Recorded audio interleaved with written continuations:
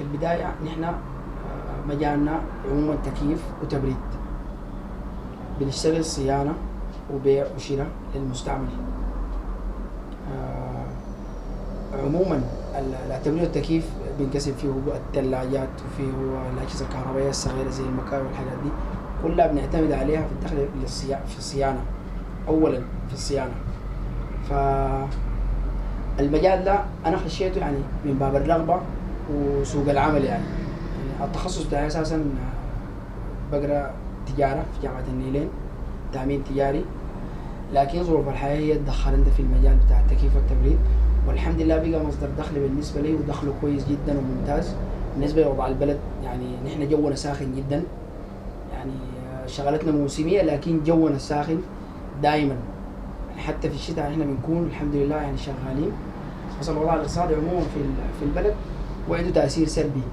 احنا مجالنا دائما بقينا نعتمد على وضع البلد، بقى يعني المكيفات كلها بقت اسبلت او مكيفات غاز.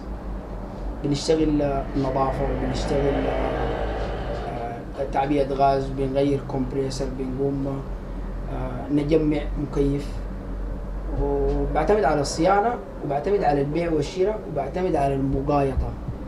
يعني ممكن أديك ثلاجة أقيمها لك، أشيل منك مكيف يسبلت، أديك مكيف يسبلت، أشيل منك مكيف بتاع موية أديه للزول اللي بيقدر يشتري مكيف الموية. ما كل الناس بتقدر تشتري المكيفات، أي زول بيشتري حسب قيمته.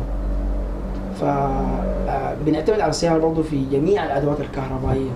طالما أنت بديت في شغل بتاع صيانة، بنصين كل الأجهزة الكهربائية اللي بتخص البيت. يعني بنصين من المكوى للفرن للميكروويف للاستشوار بتاع البنات، أي حاجة بتخش في الكهرباء يعني بنخش فيها صيانة.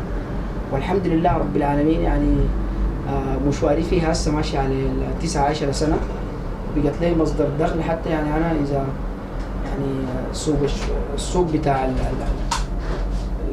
التأمين والشغل التجاري وكده يعني أو تخصصي في الدراسة ما حاعتمد عليه ولا حاخلي شغلي أنا بتاع التكييف والتبريد، لأنه يعني الوضع بتاع البلد بقى عايز حركة تجارية.